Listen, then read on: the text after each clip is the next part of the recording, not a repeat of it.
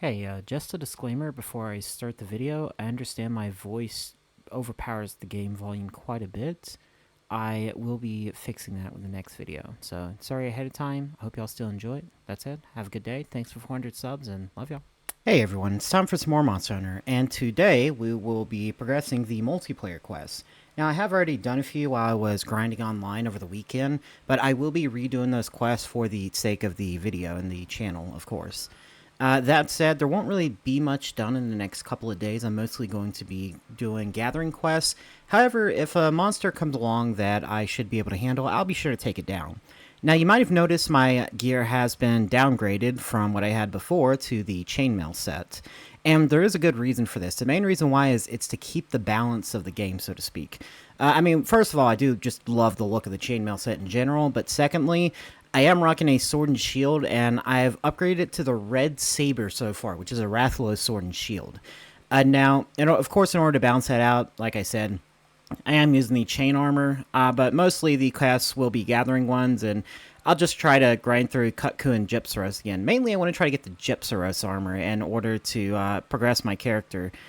So that will kind of be the main target of my hunts, and then once I get the Gypsaros armor, I'll try to get up to Rathalos armor. But obviously, if that does take too long, I will show you that in my chest here, I have, I do still have all of my weapons and armor. So if things do get too difficult, I can switch back to my previous gear, but for now, I just want to see how far I can get using the sword and shield, since I am a sword and shield main.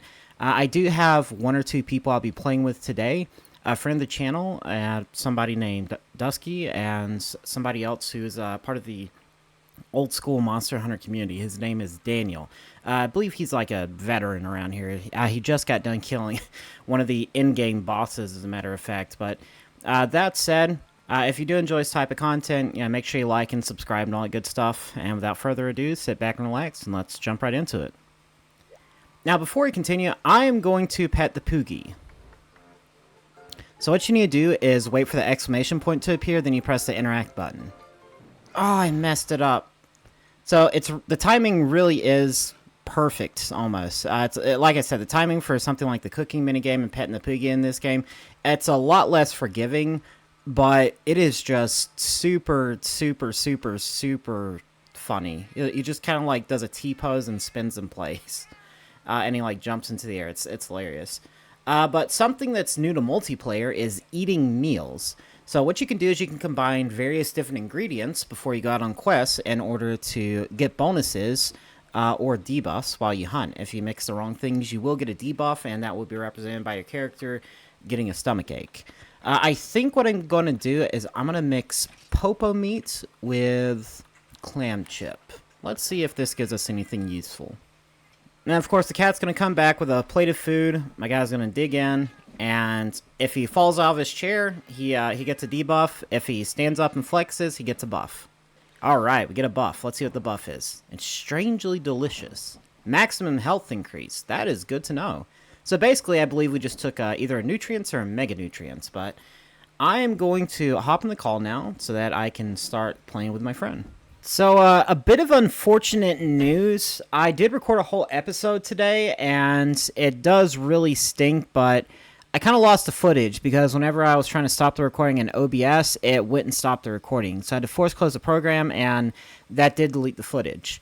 So what I'm going to do is I'm going to go ahead and run through a couple of quests to show y'all what the multiplayer will be like. Now, I was playing through with one of my friends. His name was Dusky. And as is, he's a friend of the channel, but we already played and we already ended it for now. Let me go ahead and show y'all why it's important to have other people to join you in the quests. Because usually these quests do require you to gather an exorbitant amount of materials. It really is meant for 4-party players, or 4-player parties. So this one, it's a normal mushroom gathering quest, but it does require you to have 15 special mushrooms. Now, I know I was complaining before about the fact that there's so many special mushroom gathering spots in Forest and Hills, but part of the reason for it probably is because it was just kind of brought over from the multiplayer maps, or either that or the single-player maps were brought over to the multiplayer. Either way, there should be a Gypsaros flying around here, but as is, you can only have up to 10 special mushrooms at a time. And of course, as you can see, I have downgraded my armor, like I said before. But the thing about the red saber is, with it being an elemental focused weapon, even though it is a sword and shield, which, loses sharpness fast, doesn't do a lot of damage, and bounces fairly quickly, I can pretty quickly and easily take down this Bullfango. Of course, in order to get this to begin with, you do need Rathalos parts, so hey, it is effectively a Rathalos weapon, but the elemental damage is pretty significant, especially considering how much health Bullfango have in this game. So it does look like that even though I was gathering there is nothing else after only a couple of special mushrooms. So that is what I was saying about being the point of, having so many mushroom gathering spots. Of course, with it being a multiplayer quest, ideally you'll want to have multiple people doing this quest, because if you don't, then pretty much what's going to happen is you might run out of mushroom gathering spots, and then you'll kind of be at a bit of a pickle. But hopefully I should be able to do this and not run out of mushroom gathering spots before I run out of mushrooms. Now, I know there is another spot in Area 7 I actually forgot about just now, so I'm going to run over there real quick and see how many mushrooms I can get from that. So for the next few days, all I really will be doing is 1-star gathering quests, so it won't be super exciting, but whenever I do have parties to join me out in these quests, then I will be able to actually hunt some of the larger monsters and make it a bit more exciting. Now, that said, I cannot stress enough just how amazing and friendly the Monster Hunter community is. Really, the only thing I would say that it's not even an issue, it's just something I would say in terms of hey, just consider maybe that the new person might want to fully experience the game, is that as kind as the other players are who will help you out, sometimes they'll join with in-game gear and it could trivialize the mission. So I know that something I would ask as soon as it gets to actual hunts, I don't really mind so much with gathering quests, is I'll be like, hey, can you use a weaker weapon or something? Just something kind of on this level or slightly above it at the most, because they will actually join with in-game gear. And they look sick. They look awesome. I was playing earlier with a couple of guys, 2 different guys just in full Rathalos armor. And it really is, they really did look pretty cool. But already I got 6 mushrooms down. I'm only a third of the way through the quest even after all this time, whereas in a single episode of doing 1-star village quest, I was done with the mission in 5 minutes. Now, even if I run into something like the Yankutku here, I wouldn't be able to kill it because its health really is just too much. If I had my greatsword, of course, I'd stand a much better chance and I'd most likely be able to kill it. But just this saber on its own, it would probably take me about 30 minutes to whittle its health down, because I don't know if the monsters are actually scaled in these older games. I don't think they are. But I think instead they just have a set amount of health, and it's meant for 4-player parties in general. And I'll be honest, if it was up to me, if I had the money for it, I would commission somebody to mod full NPC parties into this game, and of course being able to play the offline missions or the hub missions offline, kind of like Monster Hunter Frontier. Except instead of just one NPC, you could have 4 NPCs, and instead of the Rasta system. So instead of having one Rasta you can customize, you could customize all 4. That would actually be sick. Now, I am in a bit of a pickle. It is looking like I won't be able to fully complete this quest because there's all these mushroom gathering spots that I could get, but it's looking like I won't actually get enough special mushrooms in order to complete the quest. Because once you actually finish the quest, or not finish the quest, gather from all the spots, you're kind of just stuck. And it's either you got what you got, or you're kind of screwed. I know I need 6 more special mushrooms in order to complete this. So there is one spot over here I can check in the area 9. Now, if I don't get 6 special mushrooms from this gathering spot, I could be in a bit of a pickle. Of course, I did go to the wrong place. Now, thankfully, there is a mushroom gathering spot here. I believe it should be right here. It's somewhere in these bushes. There is a secret mushroom gathering spot that somebody did bring to my attention from the comments. Very much appreciated. Yeah, here it is. But if I don't get 6 mushrooms from this spot, I might have to just abandon the quest and restart. So I need 4 more. Come on, RNGesus, help me out here. 3 more. 2 more. Yo, are we going to do this? Oh, there's nothing else here. I just need 2 more special mushrooms. Now, that does put me in a bit of a bind because I don't know anywhere else I could potentially gather. Although I do have one idea. I could go over to Area 2 and then run over to Area 6. I think in Area 6, as long as the mushroom gathering spot I'm thinking of is there, I should be pretty sorted. However, if the mushroom gathering spot is not there, I'll be forced to abandon the quest because I can't think of any other mushroom gathering spots in this map. I know there's the one in Area 7, the one in Area 8, the one in Area 10, the one that I was just at in Area 9, and of course this one over here in Area 6. And I believe I said Area 7 already. But besides that, I can't think of any other spots. And for those of you who know the quest, I'm actually pretty upset that I lost all of that time grinding because I just did the Sootstone ore quest. And as y'all know, very unpleasant quest, although it is a key quest. It seems though I might actually be out of luck. I'm going to follow these moss vine real quick and see if they can show me a gathering spot. Yeah, it's not looking too good for me. See, normally they would come over here and there would be a mushroom gathering spot. Oh, good, there it is. I actually just missed it. I just need one more special mushroom and I am set. Alright, we're good. So that's why it's really important to actually do these multiplayer quests with other people. And that is one of the reasons why I'm trying so hard to do this with other people and why I'm upset about the recording being lost. Because if you do it on your own, you'll be down to the wire in terms of like gathering quests because it'll be pretty awful trying to do those on your own. As you can tell though, I did get all the special mushrooms I needed, so I'm going to go ahead and deliver these and finish the quest, and then I'll probably have time for one more gathering quest. Bum-ba-da-bum. Now let's just hop in bed for a quick nap. Also, I did want to say I'm pretty grateful to the community because I have just broke 400 subscribers this morning. I can't even express how thankful I am because the more I do this, the more it seems like I'll be able to make this a full-time thing that I can actually live off of. And I know I gush about it all the time, and a lot of y'all are probably sick of hearing it by now. You're probably going to like skip through this, like, oh, okay, just get to the point. But again, just thank you everybody so much. It's 400 isn't a lot, but it's almost 500. And once I get to 500 subscribers and 3,000 watch hours, I'm at 1,300 right now. So I don't know, maybe just play some of the videos in the background or something. But once I get to 3,000 watch hours and 500 subscribers, I can actually get memberships and stuff.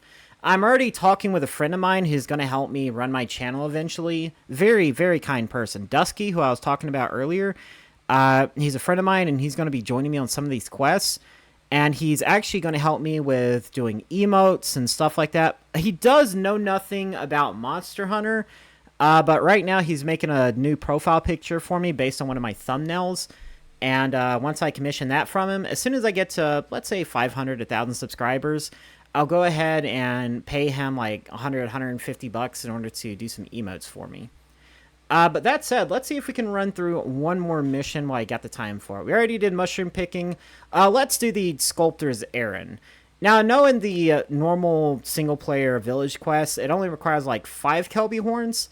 This one requires 12. But, of course, it is A-okay. It should be perfectly doable. We just got to go out there, kill some Kelbi, come back just like with the special mushrooms and deliver the horns. And we just got to go back out and do it again. Since my time is extremely limited, I'm actually cutting into my editing time. So there probably won't be much done in terms of like editing and stuff in this video. I'm just going to like cut it down to, I don't know, me commentating, I guess. But I only have like an hour and a half before I got to go to work.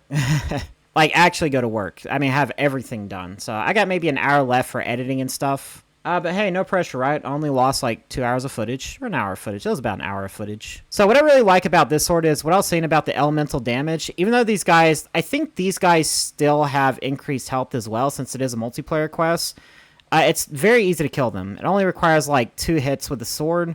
And I got really confused at first, because I know blast damage wasn't introduced until Monster Hunter 3. But you can't tell me that is not blast damage. Like, fire damage in the older games, it is absolutely wild, because your sword literally explodes. And, of course, it is always funny being able to juggle these guys in the air. Now, if I check my items, let me see how many horns I got. I only got 2 horns, and I need 12. So that's what I was saying about it being important to have friends to do this with in the multiplayer. Of course, there is Kutku there. That's going to make things a bit more difficult. And I probably won't have... I definitely don't have the time to kill him, so I'm going to try to ignore him as much as I can. But as is, generally if you have like a couple other people to do this with, you can get 12 Kelbi horns in like 5 minutes. But of course, like I said, with me being forced to do this on my own, I'm just going to have to kind of deal with what I got. That's actually something I didn't know the Kutku could do. It looks like it actually landed outside the map. Wasn't engaging me or anything. It was just kind of doing his thing and chilling out. Yeah, gotta love Gen 1 Monster Hunter AI. Very interesting, very interesting. Of course, now that I've gotten this close to Cutcoo, he's probably going to notice me. Yeah, and he's going to engage me. I'm probably going to go ahead and paintball him since he did notice me. And just try to avoid him as much as I can. This is one of those situations where I was saying in one of the first few episodes about paintballs being used to potentially avoid monsters. Since I want to avoid the Cutcoo, that's what I'm going to use the paintball for, just so I know exactly where he is. Because hopefully by the time the paintball wears off, Cutcoo, well, excuse me, I'll be done with the mission, and then Cutcoo won't be a problem anymore. Of course, I only got 4 Kelbi hides, so I'm only a third of the way through the mission. Now, of course, I only have 6 Kelbi horns, so I am running back to camp. Even though it is only 6, we need 12, and since I need the Kelbi to respawn, I might as well just go ahead and run back to camp and deliver these 6. So that I can grab one more batch of them and then turn them in. Of course, I did make the mistake of not grabbing rations from the box, but I'm not super worried about it. What I am going to do, though, is I'm going to run to Area 3 because the Cutcoo is trying to harass me. So I'm just going to try to avoid him. Like I said, I don't really have time to kill the Cutcoo. I barely have time to even do this. I might have to just abandon if it takes too much longer. But as is, I'm going to run over to Area 3 and kill the Kelbi here. And hopefully the Cutcoo will come over here in just a moment. Yeah, so I literally just left the area and Cutcoo's already leaving. I don't know if he's coming straight here. Okay, good. He's going to Area 4. Alright, so it looks like I've managed to get all the Kelbi horns I need. So that's what I was saying. Normally in a hunt, it would normally take like, 3 to 5 minutes to do this quest.